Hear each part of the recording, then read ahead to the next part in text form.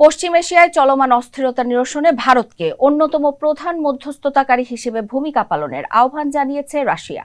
দেশটির পররাষ্ট্রমন্ত্রী সের্গেই লেভরেভ বলেছেন, বর্তমান ব্রিক্স চেয়ারম্যান হিসেবে এবং বৈশ্বিক কূটনীতিতে দীর্ঘ অভিজ্ঞতার কারণে ভারত ইরান ও সংযুক্ত আরব আমিরাতের মধ্যে চলমান উত্তেজনা প্রশমনে অনুঘটক হিসেবে কাজ করতে পারে। তিনি বলেন, দীর্ঘমেয়াদী আঞ্চলিক স্থিতিশীলতা নিশ্চিত করতে ভারতের কূটনৈতিক দক্ষতা অত্যন্ত কার্যকর হতে পারে। বর্তমানে যুক্তরাষ্ট্র ও ইরানের মধ্যকার জরুরি সমস্যাগুলো সমাধানে পাকিস্তান সহায়তা করলেও ইরান ও তার প্রতিবেশী আরব মিত্রদের মধ্যে সম্পর্ক পুনরুদ্ধারে ভারতই সবচেয়ে উপযুক্ত পক্ষ।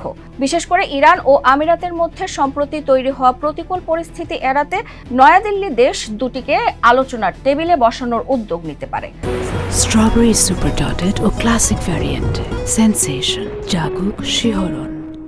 রাশিয়া এমন সময় এই প্রস্তাব দিয়েছে যখন ভারতের প্রধানমন্ত্রী নরেন্দ্র মোদী সংযুক্ত আরব আমিরাতে সফরে রয়েছেন। লেভরভ আরও বলেন, ভারত বিশ্বের অন্যতম বড় জ্বালানি আমদানিকারক দেশ এবং মধ্যপ্রাচ্যের স্থিতিশীলতার সঙ্গে ভারতের সরাসরি স্বার্থ জড়িত।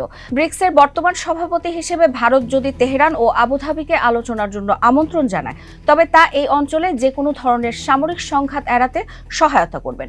রুশ পররাষ্ট্রমন্ত্রী অভিযোগ করেন, যুক্তরাষ্ট্র ও ইসরায়েল পরিকল্পিতভাবে ইরান ও আরব দেশগুলোর মধ্যে শত্রুতা বাড়িয়ে তোলার চেষ্টা করছে।